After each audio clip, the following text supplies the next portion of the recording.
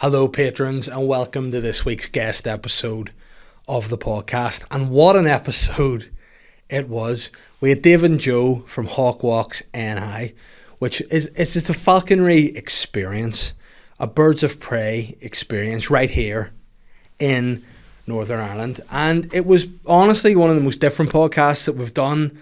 It was really good fun, really enjoyable. And there was even a little treat at the end of the episode. So guys, listen, this was one of the most unique podcasts I've ever done. Also one of the most fun podcasts I've ever done as well. It was a great episode. I hope you guys enjoy it as much as I enjoyed doing it. So sit down, buckle in, get yourself a cup of coffee and prepare for this week's guest episode with David and Joe from Hawkwalks NI. So guys, welcome to the podcast. Thank you very much. Thank you. Thank you. For coming on. I did an introduction there, so it's weird. What has happened is I'll have done this, then I'll at the end go back in time as opposed to be what's after this before, if that makes sense. So that's why I'm a bit stressed, because he told me something that stressed me out a little bit. But I've seen the sweat start. Yeah, I know the sweat. It just started, but we're okay. You're looking around going, this is Joe and David from Hawkwalks NI, and you're looking around probably watching this going, is there hawk? No. I've said no hawks at all. Promise? No promises. No promises, right? Well, no, it's not a hawk. It's not a hawk. Well, there you go. Promise it's not As a long as hawk. there's not a Promise hawk, there's no hawks. that's okay. I'll be fine. But we can bring something in later. We'll see how it goes. For now, I feel confident. Good. Anyway, but listen. Hope it lasts. Yes, so did I. Well, thanks anyway for coming in, first of all. Yeah. To start now, again, I've said to you beforehand, there's a lot of pressure here, mainly from my wife. Yeah. Because she was the one that recommended getting you in. So for anyone who doesn't know, Hawkwalks NI, what's it about? It's an experience program that we started 4 years ago, just coming up to 4 years ago. It's about birds of prey, so getting people introduced into nature again. Okay. I think especially over COVID and that whole lockdown situation, everybody was buying a dog. I think Yes. dog market went up. Everybody's getting rich off bulldogs now. Everybody. That's my sideline. Yeah. But it was about people getting back out into nature. So I think we had a really nice time where people were wanting to get back in and connect with nature again. I suppose birds of prey was a forte that we had, so it worked. Was that something then that, in terms of COVID, were you in business before COVID started? Just before. Right, okay. Just before, which was a panic station. Right, so how then did you then, was it something you did like as a hobby at the start, or was it? So I started falconry 16 years ago. Yeah. Right, okay. I was one of the kids that was just fishing around the rivers all day, loving nature. Seen a buzzard come down, take a rabbit for the first time, and I ran the whole way home, burst down the door to my mum. Mom, there's an eagle down the river path. There's an eagle down the river path. It was the size of this room, Buzzing? Yeah, no, buzzard. Not Oh, buzzard. because I was going to say, if I saw that, I would have stood there and gone, oh no, Shocked. they're coming for us. But no, she got me a bird of prey book, started looking at birds of prey in a different light, started photography, and then got into falconry when I was Right, about okay. 20, 21. But it never was a business until 4 years ago. I was stuck in an office environment looking after, Right, okay. warehouse environment, and lorry drivers, and it Yeah. just drove me insane. And I needed out back into nature again. My wife Jo, she says, look, Yeah. go back to what you love, do something you love, you never work again. Because that's what I think is an interesting thing, because for me, whenever I sort of started to having guests Yeah. on the podcast, it was at the time when I kind of just took the jump from the day job into doing comedy full time. So it's always interesting to speak to people to know what was the moment that made you go from maybe a hobby into being a business, and what was that moment? I suppose it was near The moment is probably the fact that I have always lived my life where I've just done the job that I've loved. Mm-hmm. So to me, life is actually for living. Yeah. And your work is actually very important in life. And if you can enjoy it, then that's kind of half Jo was of a- your life. Jo was a huge Yeah. impact on it. She was a dancer by trade, travelling the world, Yeah. and I could see the joy she had out of life as a whole. You know what I mean? Not just when she came home and away from the work and packed up, at 5 o'clock and come into the kids and the family. She just loved life, and I wanted a piece of that. So, doing something I enjoyed like falconry was the next step. So that's when we started. And so for the job you're doing, you said you were working in a warehouse at the time. So did you start something maybe like as a hobby to begin with? Were you doing something like the shows? Well, we started doing the hawk walks, which was just with one species, the bird, the Harris hawk, and it's a very personal interaction with a bird of prey. So we started doing that at the weekends, and it was normally friends and family, and we were doing that, and getting them to advertise it for us, by saying, look, we've done this, put pictures up on social media, and it snowballed. really quickly. Actually. But there was also a lot of information David was even telling me that I never understood about birds. Yeah. I mean, I've always liked birds and I've loved nature. Yeah. Never understood. And the more stories he told me about them, I always said to him, you need to tell that to clients because actually that's something that's really interesting that I've never known about. So it creates a lovely story throughout. Yeah. Yeah, and whenever you met for the first time, you were obviously into the birds at that stage. No. I gave it up for 2 years. Right, okay. Gave up for 2 years. I always imagine like the first stage of, you know, when you go to someone's house, like we were saying, were you going to his house and you just had like birds like in the aviary everywhere? Is it? No, at the start, that was a stage where I gave up falconry for about 2 or 3 years, just because of work commitments. I had to give up falconry, and giving it up probably was a huge part of you know, missing something. It was like a piece of you know. It was like somebody taking away comedy for you. See, I think that's on a similar level. That was probably what lockdown was a wee bit. Yeah.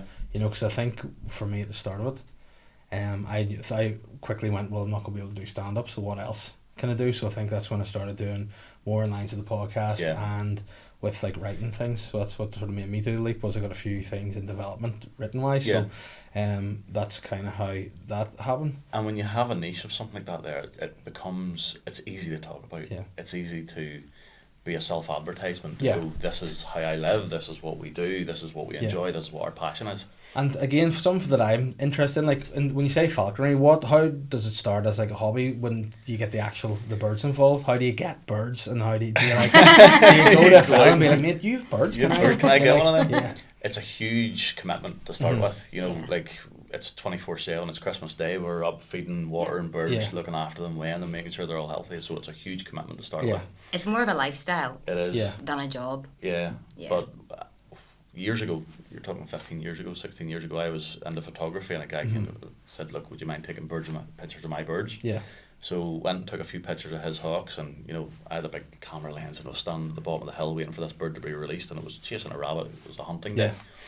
And this goshawk came off down the hill, and it was chasing her up 2 inches behind its backside, twisting left and right. It missed it, it veered off, went back up the hill, and he looked down and he goes, well, did you get any good pictures? And I was like, just totally blown away by the whole situation. So I pestered that fella every weekend. You know, he said, be at my house at 9 o'clock on a Saturday or Sunday. I was there at 8:30. Yeah. Looking at his bedroom window, looking like a creep. Waiting for him to wake up. With the camera. Waiting for him to wake up and let me learn more about it, you know. So it was a huge passion. And was it like a fascination with them, or was it like, were you ever afraid of the birds? No, never afraid. There's some species now that I still, you have to show respect. Not fear, but a lot of respect. And see, in terms of the ones that, like, because I've seen some of the videos that you've like with when they go like between legs and everything, and you have people just you wait there, and I don't know how because the natural reaction would be like to try and like it's working with a client. So when a client stand like this, and the bird's about to go through there about 40 miles an hour, just before the bird gets to him, when the bird's about 20 feet coming in at 40 miles an hour, you whisper in his ear, if you move, he'll take your eye out. Right. And they stay still. For whatever reason, they freeze. Yeah, like fight or flight. It's the awkward moment. They go, "What'd you say?" And no, it's the one where you say, "Look, it's only went wrong once." Yeah. And where's that person? Rest in peace. You know. Oh, there can be accents. Like, I can remember the guy that actually taught me falconry. You obviously have a glove. Yeah. You know, the glove is a leather gauntlet, and that's where the bird eats, and that's where it gets its meat, and whatever meat's in there belongs to that bird. So when you go to the toilet when you're out in the middle of a field, you need to remember to take the glove off. Oh, no. So when you say that, did the bird get any meat? It did. So I said to him at the time, it was a good job you know how to play the flute. Yeah. Being from Northern Ireland helped, you know. Yeah. Oh. you need to be able to hold that with covering the holes in places. And how did he react? And how did you react to that? Well, I wasn't there, thankfully. Because I was going to say, like, you know, obviously if there's a bleed, you have to put pressure on it. That's another awkward scenario. He's like, I wouldn't be putting any pressure on it. No, so accidents can happen, but it's about, you know, we're out with clients, and thankfully, touch wood, we've never had an incident, you know, with clients at all. Yeah. Just in case. And it's just about, you're working with a bird of prey, you know, they have sharp hook talons and sharp feet, so you just have to be sensible with them, show the respect they need, you know. And I went to play some holidays there, Wild Ireland, when we were over in Donegal, and they had like a lot of animals that, I think they're spoofing a wee bit, right? Because some of the things they said are like, all these animals were native to Ireland. Yeah. And then you go and see them, like, we're bears and wolves. And you go, nah. And the guy running it was like, my dream is to one day remove the walls from Wild Ireland. And, and the only thing I could think was, what about the fella that owns a cottage up a road? He's just gonna, you know, it's like a grizzly bear going by his window in the morning.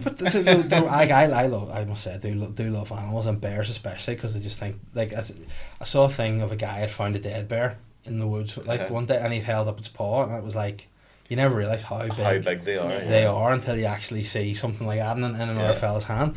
And with the birds, I think that some birds of prey there as well that were kept in their but you're just going, imagine they were just let released. Like, are there birds that are like dangerous birds of prey that are native to here? So this is what we talk about. So we have 2 golden eagles at home. Like the American symbol or is that the golden eagle? Right. Okay. So about the same size as the bald eagle, yeah. And they're indigenous. They used to, 1969 was the last breeding pair in Ballycastle. Poorhead. I mean, of course, the hub of eagles, the hub of eagles, Ballycastle. Go for an ice cream and a stick of rock. But they were there in 1969 was the last breeding pair there. That's actually where I got my dog from too, Ballycastle. So yeah, it's a hub of animals. The hub of animals. Yeah.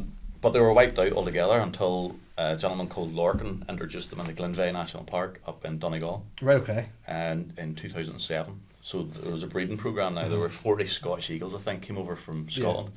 The Highlands of Scotland, they were brought over to Glenveigh National Park, and 20 of them headed straight back to Scotland again. So they didn't like the accent, or they wanted to wear a kilt, one of the two. Yeah. But they headed straight back home again. The rest of the 20 stayed, and they provided a good breeding stock of eagles, Then you have the Mull of Kintyre and Islay on the west coast of Scotland. Yes. But we are the motorway between the two. Right, so we have golden eagles in Northern Ireland. And they're 6 foot wingspan, they're huge. Big. But we do try to explain to people they do not come down and eat your children. A lot of those videos, because a lot of those videos are really. Yeah, you see this toddler son of the side of the hill on an eagle coming down and lifting it and taking off. Because if I knew where the birds were bait, I would bring my kids, I think, and just be like, just go and get them. If it was an incident with nature, what can you do? It's the way it's supposed to be, but. That's the thing. Is I think if you see, because I think we saw one, maybe a kestrel once when we were I think we're at maybe some National Trust place anyway, and I thought, my first reaction was, oh no, it'll get me. Like, I take it they just ignore humans, but we think they're totally like even the golden eagles. We've had we're very lucky. We live just outside Ballyclare, and there's a huge hill opposite us, and it's a highlight of one of the most populated areas for hares in Ireland.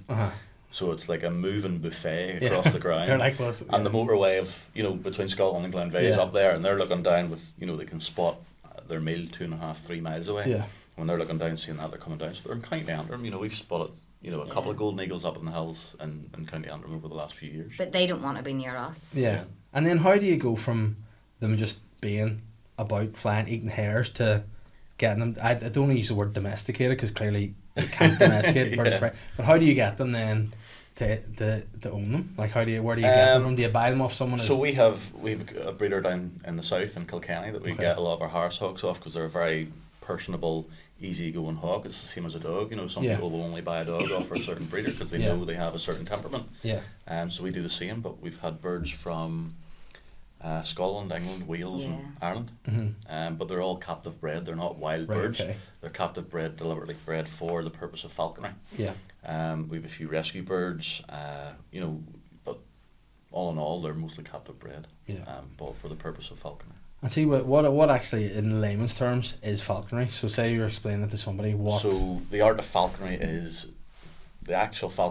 catching your food with a trained bird of prey. Right, okay. So what we do is falconry based, but it's more handling and flying of birds of prey, Most of what we do is going out there with clients and letting them enjoy the company of the bird, and the bird flying free, coming back to their glove to fist, or watching the likes of a peregrine falcon coming past them at 120 miles an hour, Yeah, because that's when my wife saw it, she was like, this is amazing. Like, it's just, you need to see it. And again, I think there's that sick thing in her where she's like, I need to also see you seeing this because you're, I'd be a scaredy cat about anything like that. So she's like, I need to watch you just being terrified for a minute. But like, see when you get them. She may get her wish. Yeah. I know. Listen, I'm with it. But I think with that too. Like, do you ever have them and you were like, nah, they won't be good for the people? Like, do you ever have one like bird and you're like, they need to just stay in the barn. They're the ones that I enjoy myself, because they're the ones that goshawks. Yes. I always said that, if I didn't have a goshawk, Joe would be my goshawk, because they're the ones that are hard to work with. I do take it as a compliment. Hard to understand, hard to tame. Yeah.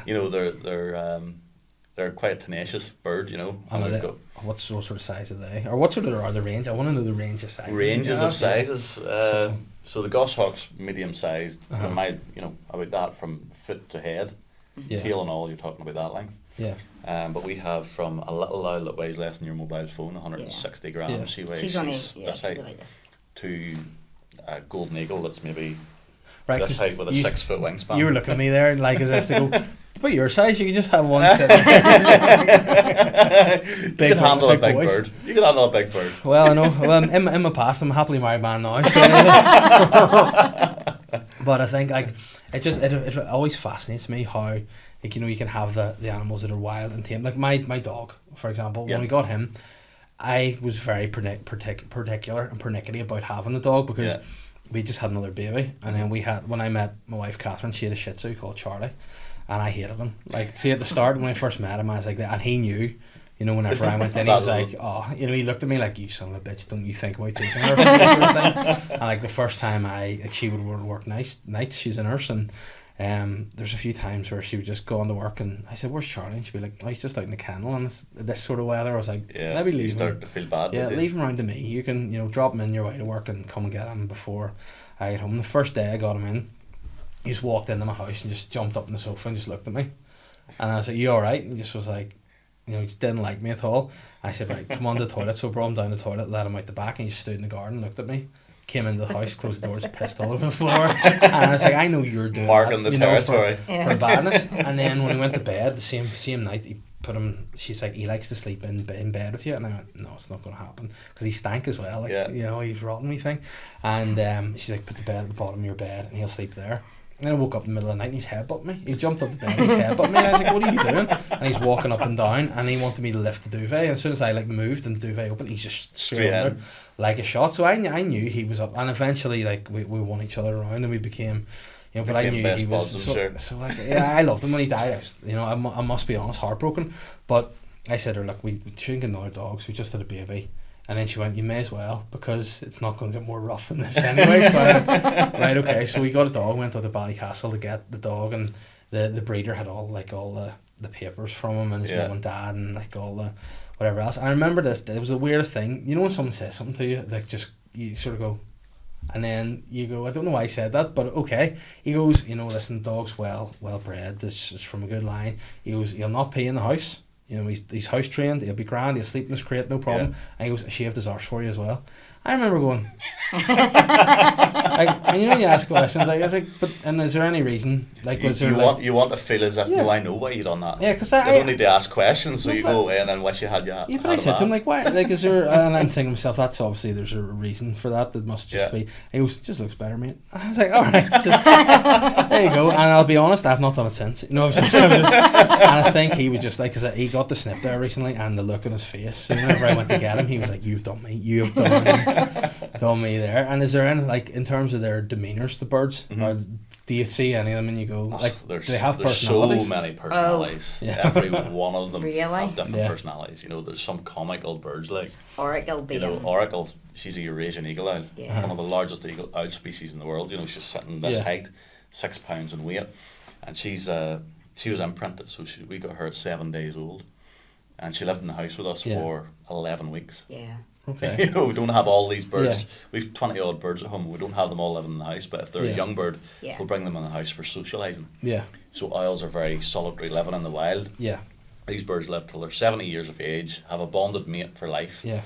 And you have to become that bonded mate. Right, okay. Because you want that bird to be sociable with you and sociable and feel safe around clients. So, a week old she came and she was this bundle of fluff about this height with 2 big silly feet and these massive eyes, and you wouldn't even know what animal she was, so much of this. So my dad, he walks in and, he's, God love him, he's 70 years of age, and he walked down and went, why the hell do you play a monkey? And I was like, it's not a monkey, Dad, it's an owl. This thing's sitting at the bottom of the stairs looking like a monkey. He thought it was some, woolly monkey that would go out of Belfast Zoo. But it's all about socializing, you know, and Yeah. that bird was running about. By 2 weeks old, she was walking about the place. Yeah. By 3 weeks old, she had got a foot fetish. You know, she just wanted to chase Loved bare toes. toes. Yeah. Anything toes related, she loved it. Yeah. Later on, she then made best friends with her husky. You know, we have a Yeah. husky dog. She's 10 years of age. 3 other dogs live out the back because they are a wee bit more robust. Yeah. She's getting old, arthritis. So she lives in the kitchen. Huh. And there's a baby gate between the kitchen and the hall. And the bird Yeah. was staying in the hall for this period of Yeah. time. As soon as she learned to jump over the baby gate, we thought, right, we need to get these introduced and Yeah. see how they get on. And they got on great. House on fire, best buds, slept in the dog bed together. Yeah. Until she was about, 10 weeks old? Yeah. We came in, opened the door, and the fluff and the fur was meeting us at the door, and I was like, oh shit, something's went wrong. Ran down into the hall, opened the baby gate. There she was, lying in the middle of all this fur, in the middle of the kitchen. Dog nowhere to be seen. I started panicking looking for the Yeah. dog. Eventually found the dog underneath the kitchen table. And I was like, are you alright? She looked at me as if to say, that's a lunatic. Yeah. The fur was thankfully the dog bed, not the dog. Right, okay. Yeah. So she's sitting there happy as Larry, thought she was great. Other things she done, like Joe came down the stairs in a leopard print dress. Oh. It doesn't leopards- sound disastrous, Yeah. but it was. A leopard is the #1 predator of a Eurasian eagle in Yeah. Asia. So Oh. this is how undomesticated they are. They all have this wild instinct, you know, to know what's what. Yeah. Joe came down in a leopard print dress, didn't speak to talk to her, work with her for about 4 months. Yeah. about 4 Would not months. work with her. So they all have their wee, you know, bits and pieces. You Yeah. know. And when you say imprinted, that's because the only time I've heard that term was in the movie Twilight. Twilight. So what does that mean? Like when you... So the imprinting process, you're going to get me into breeding here in a wee Okay, second listen, as well. listen, this is where it gets my audience funky. like, This yeah. is where it gets funky. Yeah. So imprinting is the process of making that bird believe it's part of your family. Right, So an okay. imprint bird actually grows up thinking it's 6'2" and 15.5 stone. Like Mowgli? Yeah, Essentially, right, pretty okay. much like a wolf cub. Yeah. So the likes of falcons, you would do the imprinting process so you could maybe cross different species Okay. through artificial Right, okay. insemination. Yeah. This I is an get you. interesting part. So it's like breeding at the sort of... Yes. Right, okay. Now we would imprint our owls because they Yeah. have a better social dynamic with people. Yeah. They're not as scared. We have partially imprinted harrishawks, and that's so we can fly them at higher weights and they're healthier and things Yeah. like that. You don't have to reduce weight to want them to want to come back for food. It's about a bond as well. So you have a better bond with a bird too. But the breeding side of things is you imprint them for them. They will think you're the parent for the first couple of years. Right, okay. They'll hit maturity and they'll think you're their partner. Oh, no. Yeah. Now, this is where it gets good. If you ever see somebody with a rubber hat, a wide-brimmed rubber hat with wee divots in it, Yeah. that's for collecting the bird's semen. Right, So okay. you walk into your horny meal, and that bird will jump up onto your head and will start screaming, flapping its wings, and donate its semen on top of your head because you're its partner. Right, okay. You'll, So are these hats, they're designed specifically... yeah, Or okay. shoes. for this. Or shoes. Okay, because I Some wasn't of them sure have whether foot just, fetishes as you know, well. people just going to the races or something. Oh. You'd walk into the female and she'd be pretty much lifting her skirt Yeah. with all her feathers up, showing her behind, and you'd go and seminate the Yeah. female. So you have a cross between a gyr falcon and a peregrine falcon. Right, okay. You can get the best of both worlds of gyr falcon's very large falcon, peregrine's very fast one. You get a very large, fast There bird you of go. prey. So. See, that you learn something new every day. I love that. And see, the oracle, was it the Yes. the owl? Do owls fly to begin with? Or because I have in my head like this weirdy, Sorry. fluffy monkey No. penguin. No. Not when they're very young. So is that not one of the funniest things you're ever going to see? Just the Running way about, Yeah. they're Oh, yeah. hilarious. Yeah. are they quick? Like, Oh, can they are. move, yeah. Oh, yeah. Oh, they they can are move. really fast when you're trying to get your toes out of the way. Yeah. Like Because her feet's always huge. No, Yeah. the little owl that we had, she was brilliant for spiders. See, Yes. see if you want rid of spiders around your house, little owls are great. Yeah. And You know, this moths. time of the year, you know the Yeah. way you're getting tarantulas coming into the house. This oh, some of them are beasts. Yeah. These. well, Yeah, she used to the run little out the owl, floor. you can just hear this wee running across the floor. There's a spider, and the little owl was just darting here, there, and everywhere, Yeah. picking them up. So, And when they're that size and you're in the house, where did you sleep? Like up in a corner somewhere, or just on the floor? normally we Dog have a bed? purpose-made bed for them, Yeah. or a crate, you know. When they're so Um, tiny, they are babies, so normally they would be just sitting in the nest. So we normally buy, like, you know, the cat igloos. The cat igloos. Yes. So for we a normally smaller put them in species, there. Yeah. Yeah, for something the like that. for the little eye we bought with This sounds Igloo. really cute, but they make terrible pets. Yeah. They are not pets. No, they're not. You know, And because that's something we really have you have to. the likes of Eurasian eagle owl. Her feet are nearly the size of my hands. They're huge, Yeah. with very powerful sharp talons. Yeah. And if you know, a child will go in, and the first thing a child wants to do is grab a toy, give it to a pup, and go, Yeah. no, you're not having it, and play with it. Yeah. You do that to an owl, they're going to think, why are you taking a hand at me? Yeah. I've got talons. Have one of this. Yeah. You know, they can get quite vicious Yeah. and quite territorial, or they can get a bit aggressive. So you need to understand the mindset of a bird before you bring Yeah. them anywhere near, you know, a family member. Because I do think owls are a bit freaky, don't they? Like, if you don't know an owl, like, you look at them and go, like, I remember we were, I think as it was again, Wild Ireland, we brought in, I have a 5-year-old, or she's 4 now, but she's, I don't know, her birthday's soon anyway, she's 5, 4, whatever, she's one of those ages. You will be in trouble. I know. She's born December. I'm like, yeah, she's still 4. We brought her this place, and we went in and was like, oh, look, there's the owl. And she was like, oh, look, what's that, Daddy? And just looked at the ground, just loads of dead mice, just loads on the ground. I was like, I think that's, are they your friends? Yeah. Yeah, and they're sleeping. They're having a they're just sleepover. having Love. a big sleep. But it was like, you don't realise it because you think they're like all in like kids' books, like the Gruffalo, there's an owl in it, and you think he's cute. And then you're like, oh, no, they're actually proper birds Well, of prey. everybody, Owls, like, everybody thinks, you know, when we're holding our experiences, you know, people will say, so do they all live together in a big barn?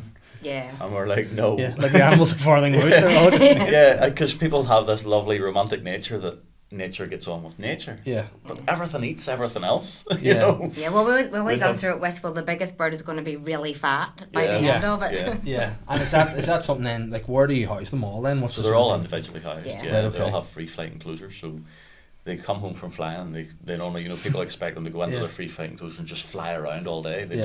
don't. They're like, busted. I'm Yeah. fed. Yeah. If I have food in my stomach, I'm sitting up here and I'm just chilling out. You know. Yeah, and or do you ever let them just out to practice or anything, or would you have any just escaped?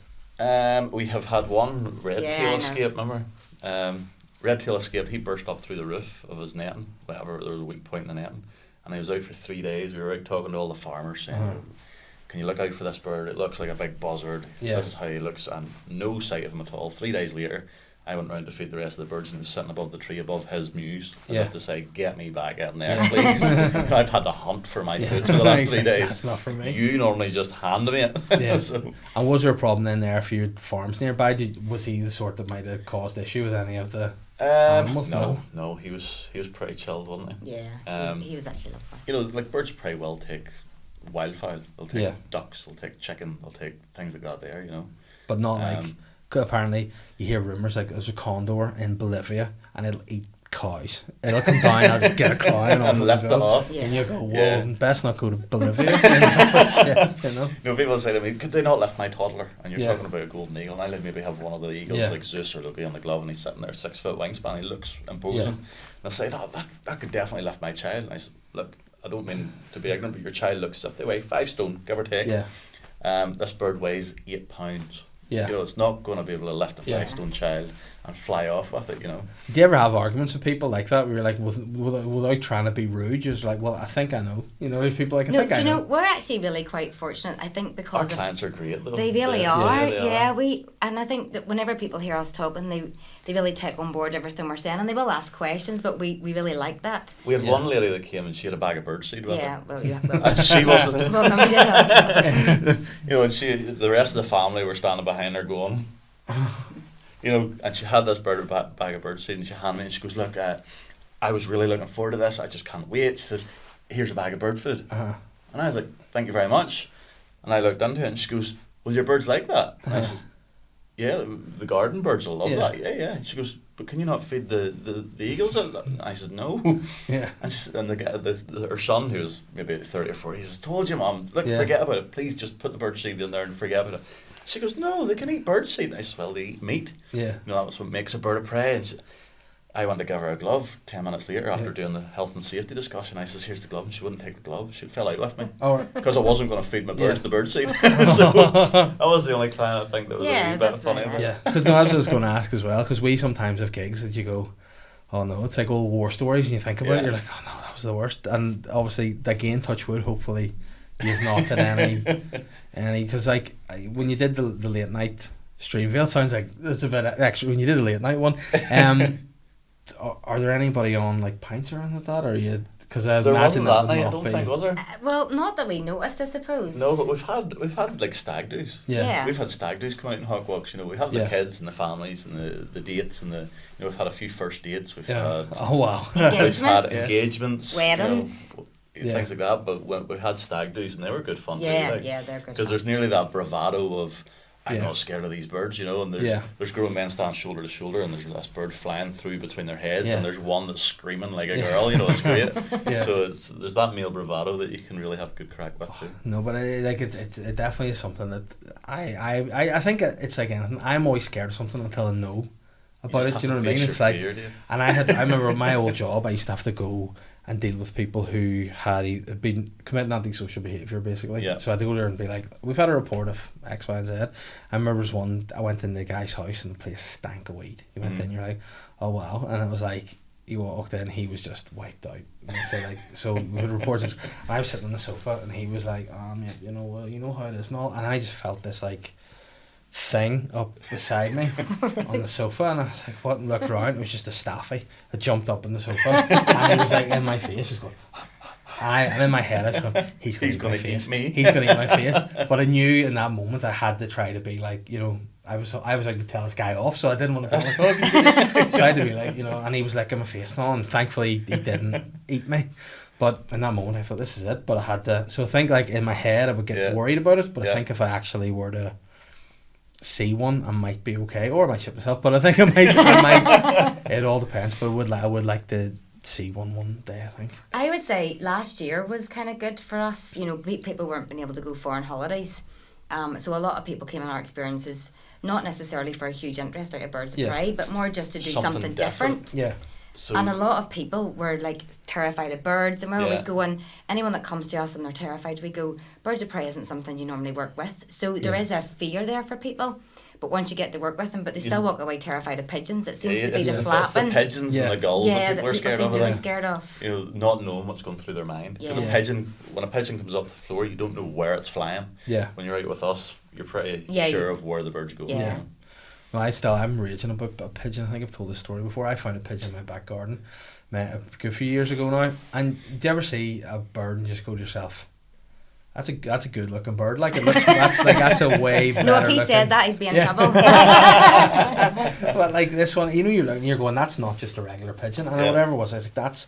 And I remember looking at it, and there was a cat just on the thing, going like, this is going to do me. Yeah. But the pigeon was just running about because it couldn't fly. I was like, there's something up here, so we went and chased the cat away, and I looked, and he had like a wee ring around his foot, and I was like, that's a nice pigeon here, there must be. Yeah. So I think, what do you do with pigeons? So I got my recycling box, you know, for the glasses, emptied it out and said, in you go, and gave him half a loaf. And then I rang one of my mum's mates who is part of a pigeon club, and he was like, right, I'll come and get him, and we can like look up the number and stuff and see. So went up, looked up the number. It was part of a pigeon. He was a racing pigeon by somebody who owned it over in Sunderland.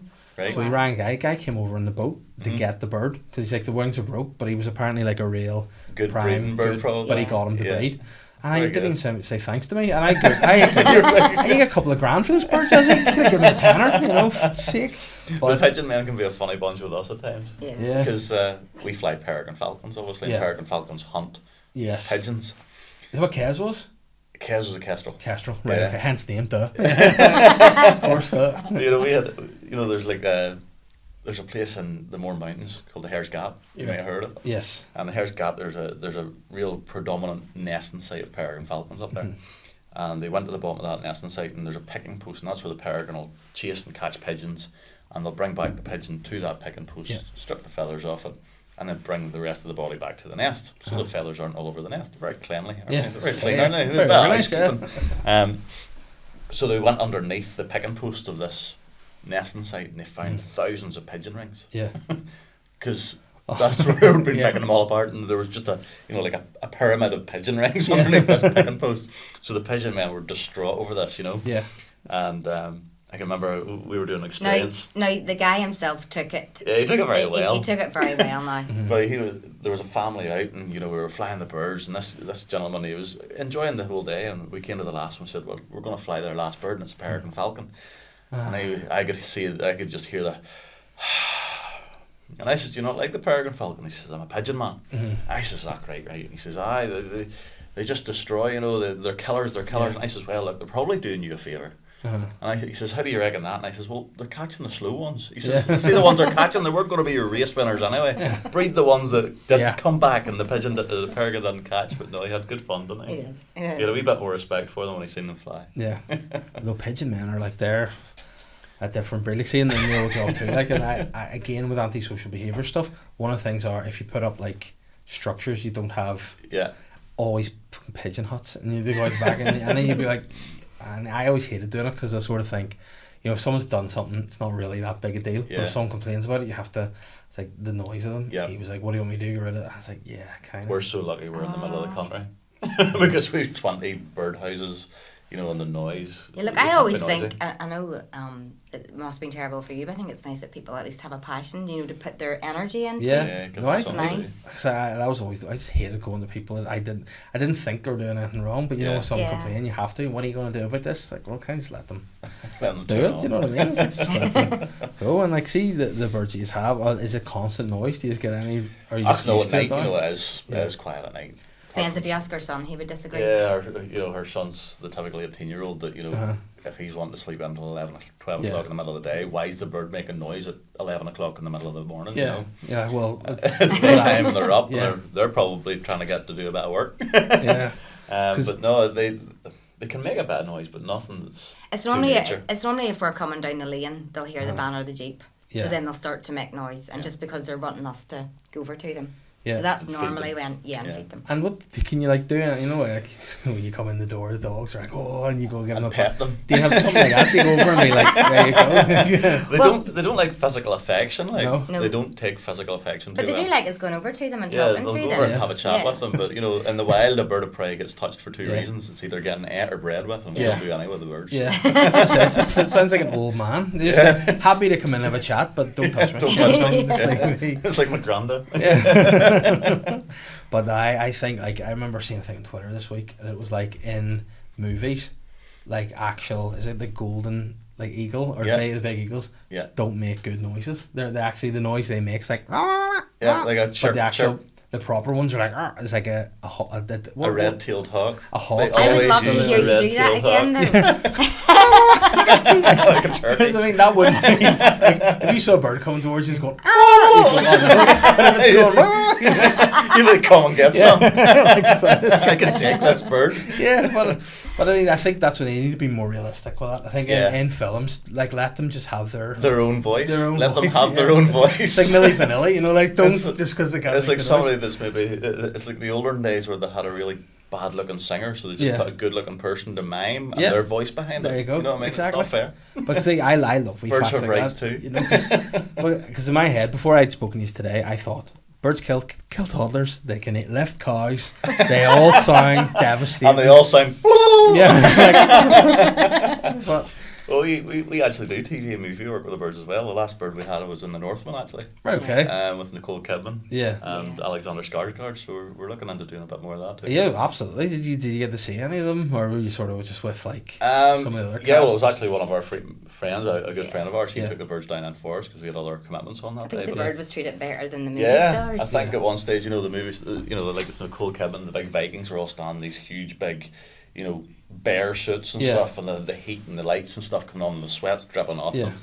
And meanwhile, the bird's sitting there with one of the guys underneath with a fan up towards the bird. And every 5 minutes going, I think the bird needs a break. And everybody else was told to stay still in front of the lights, and the bird was going out, getting a wee drink, a wee snack, and then back in again underneath the lights again. See, I bet you all them, because they're in the movies, think the same thing I think about big. They're like, just don't move. Don't move, it'll kill you. It'll get you. And then done a bit for Kevin Hart as well when he was over. Oh, nice. Yeah, did he come and see them, or did he? No, we got rid of the pest birds. Well, he did come round to see them, but not in a picture type. Yeah. So we do pest control of the birds of prey as well. You see. Okay. So it's an environmental way of getting rid of pest species. So your pigeons out of warehouses or gulls on top of roofs. You know, so one of our contracts used to have 3,000 gulls sitting on top of their big warehouse. You know, and the mess and the smell and stinking, everything you can do.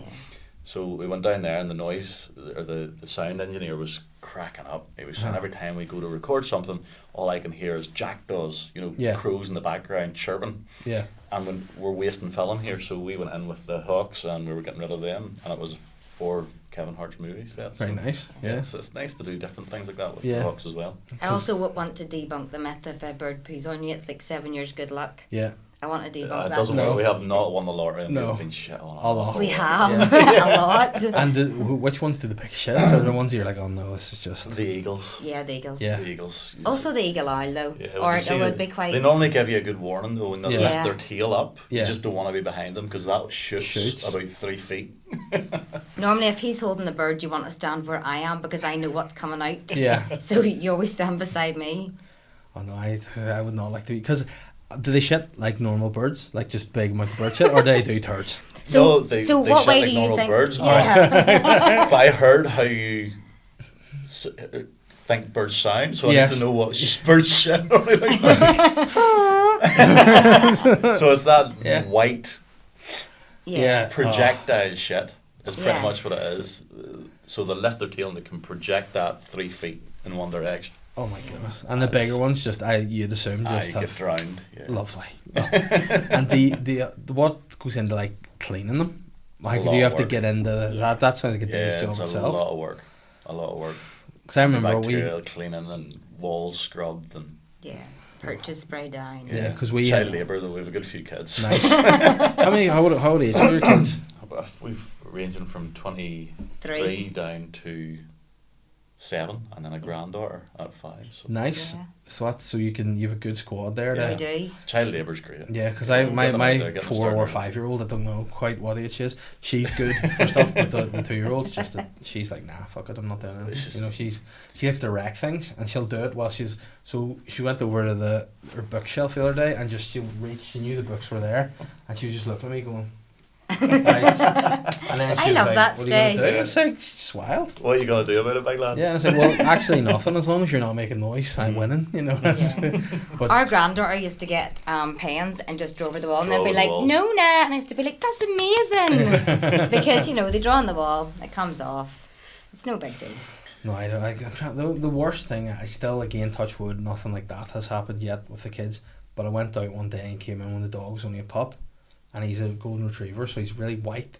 And I went in, and he was just like sitting on paws like this, and I said, "Well, why is your face pink?" And I said, his whole face was fluorescent pink. His paws, he got out a highlighter, and he just ate in the highlighter. And I thought, right, I can't tell her what's happened here. She can't come home and see his dog just.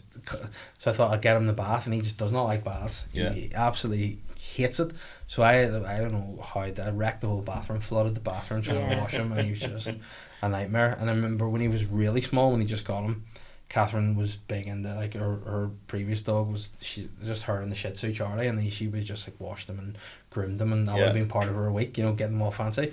She thought, I'm going to do the same with him. So we got him, and she was like, I'm going to take him out the back and wash him with a hose. Yeah. And she was like, right, I need to tie him to something to wash him. So it was, in her head, I don't know how this ever seemed to make sense to her. She goes, I'll tie him to the barbecue gas canister. Oh. And she's like, he'll be fine. He's You're only not white. going to pull that. I looked out the window, and he's just running around the garden. The gas canister is chasing him If in like our hits a circles. corner, we're gone. You're dead. He's dead. House is dead. I remember she goes, oh no. So I did washed him yesterday. We let him out, and he just loves to get into the mud. Yeah. Washed him yesterday. We got a new bench out the back and tied him that, and he was. It he gives was them grand, character like. though, doesn't it? Oh, he's great. He is great. Like, but he just loves to wreck the We've place. Charlie, our male Harris hawk, and he's the one that Yeah. does all the, he literally goes through 2 people holding their Yeah. hands like this together in a Uh-huh. square, and he'll bomb through it. Is he the money maker? He's He's the one, the whole business he was the foundation Yeah. the business started on. So he's like a Charlie charity is to us. worth more money than anyone could ever offer you for. Yeah. I mean, he just is. He is the Yeah. business. He is the business. Yeah. And I can remember we started out with the hawk walks, and one day, this lady was wearing a bobble hat, one with wee bobbles and Yes. stuff, and it was rabbit coloured. And I never even Yeah. twigged, and while we were out in the walk, all of a sudden Charlie came down and lifted this bobble off the top of her hat Yeah. and destroyed it. Yeah. So after a while we started to go, right, we can't have bobble hats then. If clients are there, Yeah. ask them to turn them inside out, things like that. Uh-huh. And I remember this lady turning up with 2 wee girls, I'm sorry if you ever watch this podcast again. And I said to her, look, could you just take the hats off for me with the baubles? Yeah. Are they removable? She says, no, they're not removable. Uh-huh. And I says, well, can you get the girls to either take them off or turn them inside out so the bauble's inside so the bird can't see it? She goes, no, definitely not. We're getting photos taken here. I says, well, look, it's for safety reasons because the bird will see that as a target and he might come down and try to take it off the girl's head. Might eat your kid's head, like, you know. Well, no, we just wouldn't want the child being scared. Yeah. And she says, no. She says, definitely not. We'll take the chance. Yeah. While the kids are going, we'll take the chance. You're speaking for us. You know? So I was like, okay. So I knew he wasn't going to, you know, come down and take the head off the child, you know. So we were out flying. We were walking through part of the forest and Charlie was sitting way up high. And you know about his body language, you see him going like this here, and the head starts to, and his tail starts wiggling, and he's like, I'm onto something. I'm like, here it goes. And I shut my eyes because I knew it was going to happen. And he just came down, sped down as fast as he could, glided over the top of one of the wee girls' heads, put 1 foot down, lifted the hat off her head, and swooped about 30 feet up into the tree. And sat for the next 10 minutes stripping the bauble off it. And see, as soon as he finished, you could nearly see him putting his foot out behind and just dropping it. And it fell through the ground, and the wee girl went and picked it up, and I says, oh, so they are removable. And was she apologetic then, or was she like, oh, sorry about They that? actually thought it was hilarious. Yeah. The two kids thought it was brilliant. So it's normally the kids that find it really funny. Yeah. You have some of the birds that are just comical, like Charlie and Oracle would be. His nickname is Cheeky Charlie. Yeah. And he's called so the that personality side of them is fantastic. Yeah. See, that's what I like, because again, I think like for anyone who would be looking to go and get an experience, what is it that you offer as a? So we do a couple of different experiences. So the hawk walk is mainly getting to know an individual bird, such as the Harris hawk, so Charlie or Belle or Ember. She's only 6 months old, so it's about getting somebody out with a glove and you become the falconer for the full hour. You're flying the bird for that hour. You know, that bird's coming in through the trees and over the top of the ponds and stuff around Brecon Hill, which is a beautiful location, coming back onto the glove, learning about the history of falconry, a 4,000-year-old tradition, you know, right from Kazakhstan, Mongolia, right through medieval times, right through to modern falconry. So a lot of information, and you really get to enjoy the aspect of being the falconer. Then we do the full falconry experience, which is an hour and a half, which is a group experience, or you can book it privately. Where we bring out the likes of the barn owl, we have the Eurasian eagle owl, the little owl. Is that the monkey owl? The monkey owl, the one that turned into an owl after being a monkey. You know, she's 4.5 foot wingspan. We get people on a nice summer's day. We have them lying like sleepers on a train track, and she's flying inches over their heads. You know, flying over, and you can feel the wind off her wings. It's beautiful. And then we bring out the golden eagle. We do a bit of conservation chat about the golden eagles. Then we fly the Harris hawks and do tricks with Charlie, you know. And then we end off with a fast flying falcon that's flying past you, maybe over 100 miles an hour past the clients. So we obviously do photography days as well. Photography days, hunting days. You can go out for a full day's hunting and actually see what they do in the wild, you know, and how then they catch their food. The art of falconry. The art of falconry is another half-day experience where you're at the house, and a day in the life of me doing what we do around the house, or Joe, you know, looking after the birds, training the birds. We don't make people clean any birds out now. That's the one thing we don't ask them to do. But it's more about the training aspect of the birds, what we do in the background. Well, that would actually be a smart move. Just like this is the experience. Come on and clean the cages, and then just be like, well, that's the experience. Do you know what? We may add that in as part of the experience. At the minute, the most fun one at the minute, we're teaching the birds how to chase an RC plane. So it's like Top Gun. It's an RC plane designed for falconry that carries the lure or a wing of a bird that they like to chase. And they're both up in the sky chasing this, you know, RC plane around. It's good crack. Like. At the moment, we're very good at flying the plane, and we're very good at flying the bird. The two together is interesting. Challenging. The birds can fly better than I can fly the plane. And is it just like a remote control job you have? Remote control plane. Because again, you've seen all the horror stories of people having like drones, and they'd be like, "This is how." Oh no, crashed drone. So like, if you had that bit of kit, do you have to? A lot of pressure if you're going to bust it. Well, it flies at 120 miles an hour, and the birds can be chasing it over that. Oh wow! No, they're unbelievable. But what we will do, we will share the link to your whatever page you want to get on the hawk walks and get Yeah, an that'd be experience, lovely. because that's Yeah. one thing I definitely want to get in. I want to go out and do it. I wanna You have to. experience it. I You're have to. more than welcome. I think we'll do that. We'll Well, get we also have to bring you up a surprise. a surprise. Yes. Now. Yeah. Yes, I think It's so. going to take me a couple of minutes to do it. But Yeah. I'll go down. and Listen, bring you up a let's surprise. give me a surprise. Mine's a shirt or something. I'm open to a surprise. Okay. Oh, yeah. So David's just gone to get me a surprise. He's told me to put the camera up. Is it going to be like Yes. All we need to do is put this on. what is this? Put it on your This? left hand. Oh no. This is a big glove. Oh dear. And is this to get the T-shirt for Hawkbox? It is, yeah. And that you've got for me? Oh no. Oh no. Oh wow. So this is Loki. Oh okay. I can hear the voice changing there. Yeah. Loki. I mean, So if you come round this way a wee yeah, bit. Loki's got I'm talents. going to have him sitting Oh, on no. your glove. So if you Oh, open no. your hand, Yes. I'm going to sit him just in there. Oh no. He's lifting his tail here. He's not gonna. There you are. Oh wow. Hello mate. He's not gonna poke my eyes or anything? No, he's No, not. No. So he is an 18-month-old golden eagle. Oh wow. He is one of our birds that is on our experiences here at the Mhm. minute, teaching people about these birds coming back into the back. I'm just protecting in case. Is it this? Does this feel like that Staffy moment? I mean, it does. Recreating. But he's like bobbing his head and he's. This just is very talents. unusual to him in the likes of this Yeah. one. Yeah, I mean, this is what worries me. See, when you go, it's unusual for him. See the lights, and it just. I watched a film there recently that they had a horse in it, and the horse didn't like it, and then he just bolted and killed everyone.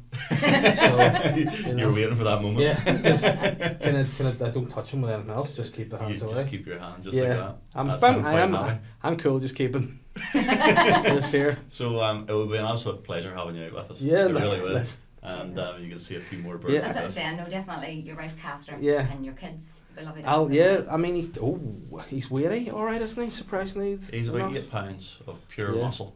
He is. I actually And you can have see the size of similar. his feet. I have similar leather straps for my own ankles that I just wear in private, but it's a good look. And does he go and touch me with his head? No, he's grand. He is. He's good. Can I just keep him here as a mascot? Just sitting in the corner for a while. Yeah. Oh, wow. Before he takes off here with Oh, one wow. of the mics. Where? I know. He fancies. Oh no, the big wings. Just don't let him link. Lift his tail. Nice to meet you. Well, it's been a pleasure. Yes. Thank you very much. Thanks very much. Bring him just running around a wee bit. Listen, so David, Joe, thank you very much. Loki, Thank you. big respect. Come on around in there. Thank you for coming on. And if anybody wants to check out what our dog walks and he's got me to myself. Hawk Walks NI. The link will be in the description of the video. I will put some clips out of this guy as well. And, yeah. Thanks very much. folks. Cheers. Thank you.